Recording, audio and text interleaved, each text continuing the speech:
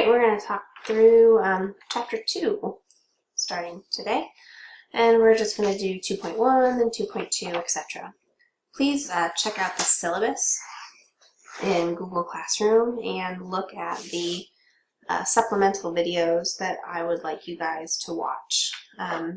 They help explain things in a different way than I am, sometimes in a better way than I am, so just check them out. Actually, hold on a second. That's a little bit better view for you guys. 2.1, it's really the basics of economic systems. We're going to talk about economic questions and economic systems. So first we're going to identify the 3 questions that all economic systems must answer, and then describe a pure market economy and identify its problems. We're going to talk about 3 different kinds of economies: pure market, command, and then a mix of everything. So this is sort of split up into 2 lessons, and you'll see how that works. Learning Objective 1, the 3 economic questions. All economies must answer 3 questions. What goods and services will be produced? How will they be produced? And for whom will they be produced? So when we talk about economies, it's like the pure market economy has to answer these questions. The command economy has to answer these questions. Whatever economy the country is using has to answer those 3 questions. An economic system is the set of mechanisms and institutions that resolves the what, how, and for whom questions. Some standards used to distinguish among economic systems are, number 1, who owns the resources? Remember, resources are used to make things, so who owns those resources?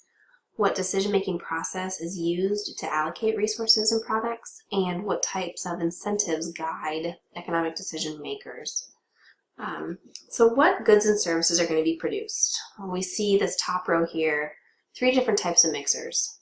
This mixer looks decently new, but my grandma used that mixer. I don't know if they're still producing them. They're a hand mixer that you have to turn this crank right here to make these things spin.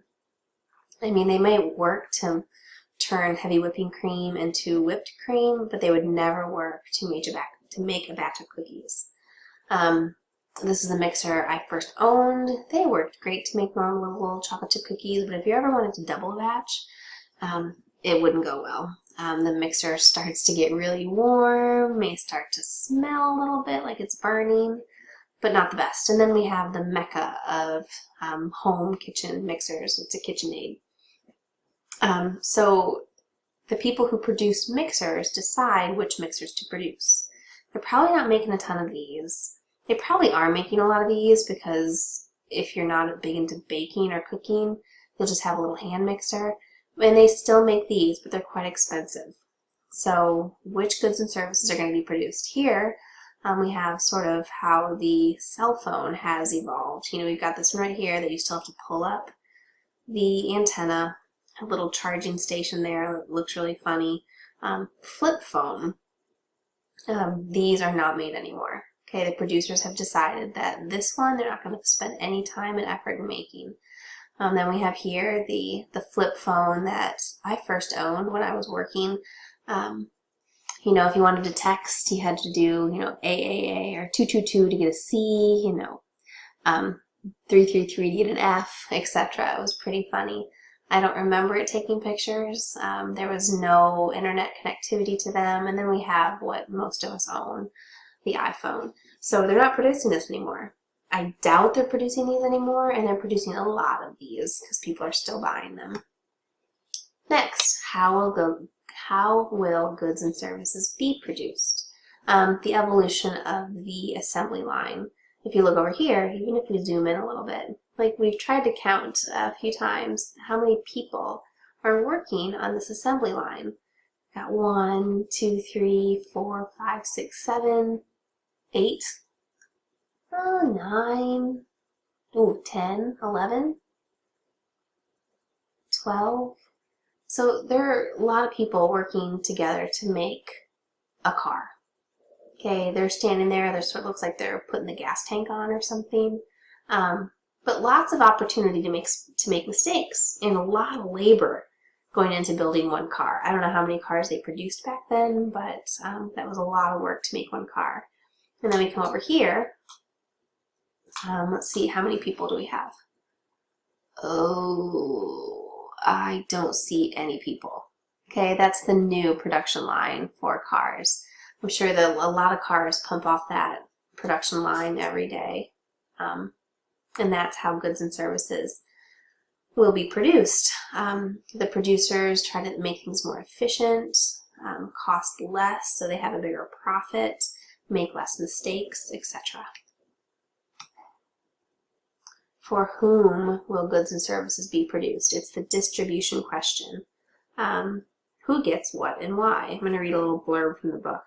Who will consume the goods and services produced? The economic system must determine how to distribute the fruits of production among the population.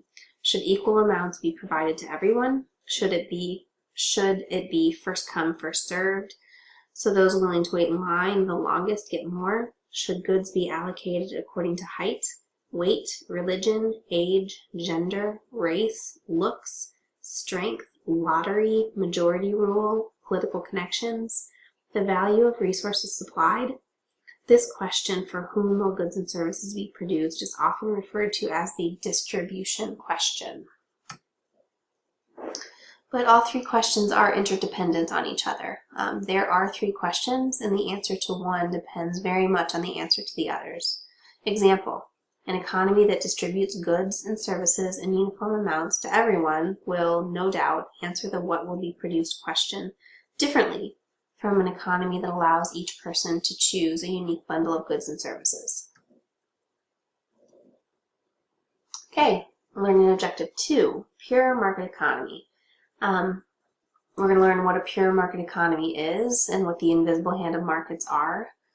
We're also going to talk about the problems with pure market economies. So in a pure market economy, private firms account for all production. There is no government. Private ownership of all resources, coordination of economic activity based on the prices generated in free competitive markets, and any income from selling resources goes exclusively to the resource owners. What does that all mean? The invisible hand of markets. So resource owners have property rights to the use of their resources and are free to supply those resources to the highest bidder. So you, as a resource owner, you have the property rights to the use of those things, and you can supply them just to who you want to. In this case, the highest bidder. Producers, on the other hand, are free to make and sell whatever they believe will be profitable. They don't have to make anything. They're just going to make and sell what they believe is going to be profitable. And then consumers are free to buy whatever they can afford. So this is sort of a basic explanation of the invisible hand of markets. The invisible hand means that producers are going to make stuff and people are going to buy stuff. So if producers make something that people don't buy, they're going to stop making it. And if producers make stuff that people really want to buy, producers will make more. So that's your invisible hand, sort of the ebb and flow of producing and consuming. If things are popular, if things get purchased a lot, then producers make more. If things don't get purchased as much, producers make less. If you think back to those cell phones, we'll go back real quick. Oh, sorry, that really went far. If a producer still made this, no one's going to buy it. So they will stop making it because it's a waste of time and money to do so. Producers are going to keep on making this because people keep buying it. So that's your invisible hand. Sorry about that. Here we go. Okay, this video right here is the I, Rose that I would like you to watch. It's listed in your syllabus. And this one is a great little snippet on Adam Smith, who was sort of the founder of the idea of the invisible hand. Smith argued that although each individual pursues his or her self-interest, the invisible hand of market competition promotes the general welfare. There are problems with pure market economies. First of all, difficult enforcing property rights. In a pure market economy, there is no government, so there is no central authority to protect property rights, enforce contracts, and otherwise ensure that the rules of the game are followed. For example, If you were repeatedly robbed of your paycheck on your way home from work, market activity depends on people using their scarce resources to maximize their satisfaction. What if you were repeatedly robbed of your paycheck on your way home from work every day? Would you go a different route home? Would you work a deal with your employer to pay you on a different day? I mean, you would do something different. But there's no central authority, there's no police, there's no one to protect you. Also, what if after you worked a week in a new job, your employer refused to pay you? Markets would break down if you could not safeguard your property or enforce contracts. In a pure market economy, there's no government, there's no central authority to protect any property rights, as said there. Number 2, some people have few resources to sell. So because markets do not guarantee even a minimum level of income, some people would have difficulty surviving. For example, due to poor education, disability, discrimination, the time demands of caregiving, which is taking care of either the elderly or the young, or just plain bad luck, among many other reasons, some people have few resources to sell in a market economy. Because markets do not guarantee even a minimal level of income, some people would have difficulty surviving. Your example here is the fast food worker. That might be a poor education or poor skills. That's all they can get is a job in fast food, versus the doctor, who has very good education, a lot of skills that can be shared with the public. Number 3, some firms try to monopolize markets. Some producers monopolize the market and drive out competition to increase prices. With less competition, firms can charge a higher price to earn more profit. Firms have a profit incentive to monopolize a market. So, for example, although the invisible hand of market competition usually promotes the general welfare, some producers may try to monopolize the market. With less competition, firms can charge a higher price to earn more profit. Thus, firms have a profit incentive to monopolize. I have an example here of cable TV. There are very few suppliers of cable TV, so we pay what they ask. Electricity. Depending on where you live, you usually have just one option for electricity. So they charge and you pay whatever they want. No public goods. This one's a little confusing to understand. Private firms do not produce so-called public goods, such as national defense.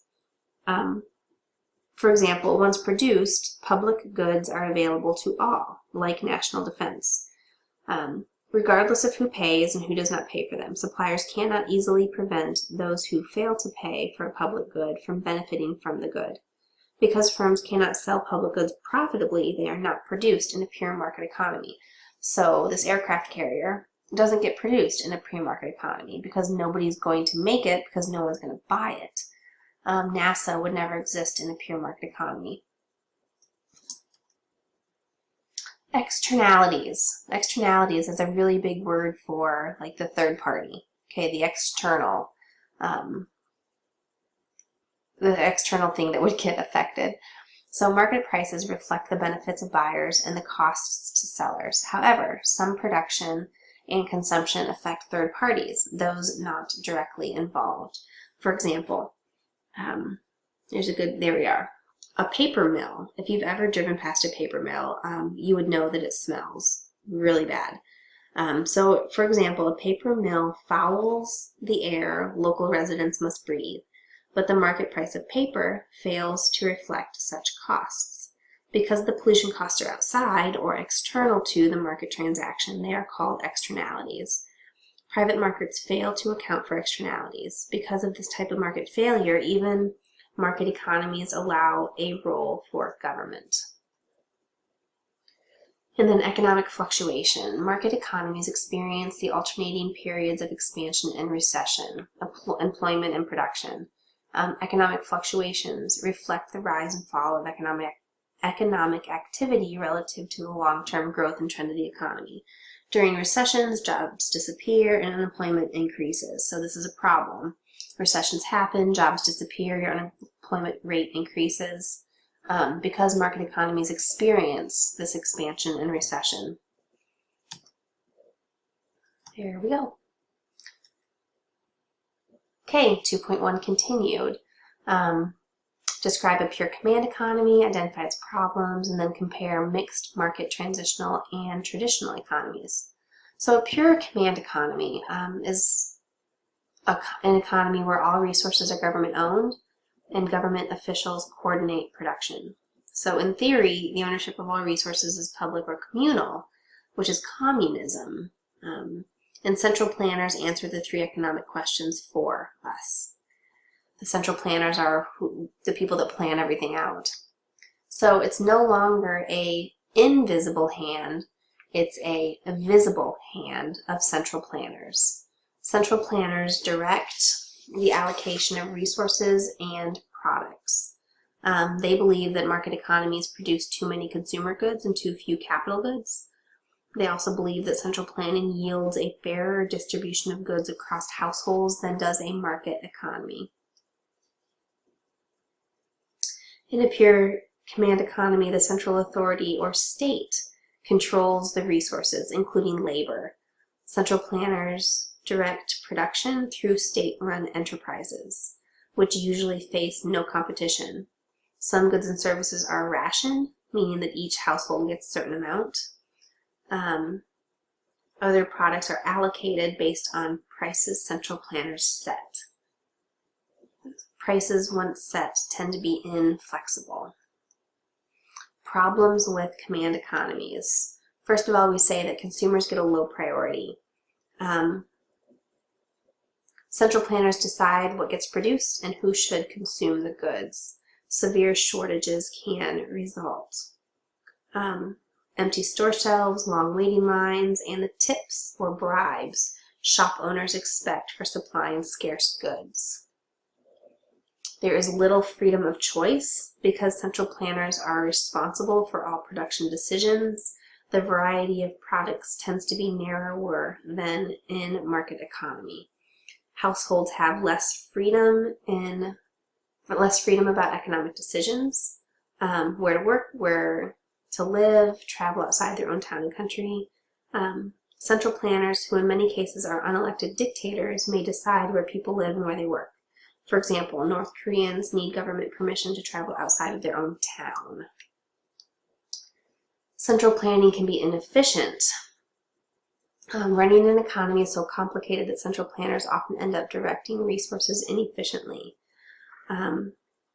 So consider all that's involved in growing and distributing farm products. Central planners must decide what to grow, what resources to employ, which is who, for example, should become farmers, who gets to consume the harvest, should it be rationed or sold for a set price, and then mistakes along the way result in inefficiencies and waste. For example, the former Soviet Union had a command economy. About 1/3 of the harvest there reportedly rotted on its way to consumers. Resources owned by the central authority are sometimes wasted. Nobody in particular has an incentive to see that the resources are employed in their highest valued use, and some resources are wasted. For example, Soviet workers usually have little regard for government equipment. Workers would dismantle new trucks or tractors for parts, or send working equipment to scrap plants. In contrast, Soviet citizens had much more incentive to take good care of their personal property. For example, personal cars were so well maintained that they lasted more than 20 years on average, twice the official projected life of an automobile. Environmental damage. In theory, a command economy with its focus on the common good should take better care of the environment than a market economy. Directors of the state enterprises often are more concerned with meeting production goals set by central planners. Your example here is, for example, in its drive for military dominance, the former Soviet government set off 125 nuclear explosions above ground. The resulting bomb craters filled with water, forming contaminated lakes. Thousands of barrels of nuclear waste were dumped into Soviet rivers and seas. I just can't imagine. And then lastly, there is no role for entrepreneurs. In a system where government owns resources and makes decision. There is no role for profit-seeking entrepreneurs. Because there's no private property, there are no private firms, and no profit. With no profit incentive, no individual has a reason to develop new products or find more efficient ways to make existing products. It just sounds awful. Lacking entrepreneurs, a command economy tends to be less innovative, less efficient, and offers fewer consumer choices than a market economy. And then we have mixed transitional and traditional economies. So no country on earth represents either a market economy or a command economy in its pure form. Most economies are now mix central planning with competitive markets. It's a mixed economy.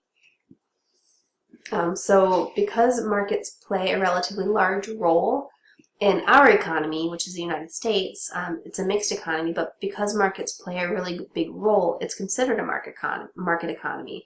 It's not a pure market economy, but it's a market economy. In our economy, government does play a role. We have the Environmental Protection Agency, workplace safety, zoning laws, competition in markets. Government accounts for about 1/3 of all U.S. economic activity. Excuse me. So there's a little blurb in the book I'm going to read. Just give me a few minutes. Although both ends of an economic spectrum have moved towards the center, the market system has gained more converts in recent decades. Consider countries that have been cut in two by political and economic ideology. In such cases, the economies began with similar resources and income levels right after the split.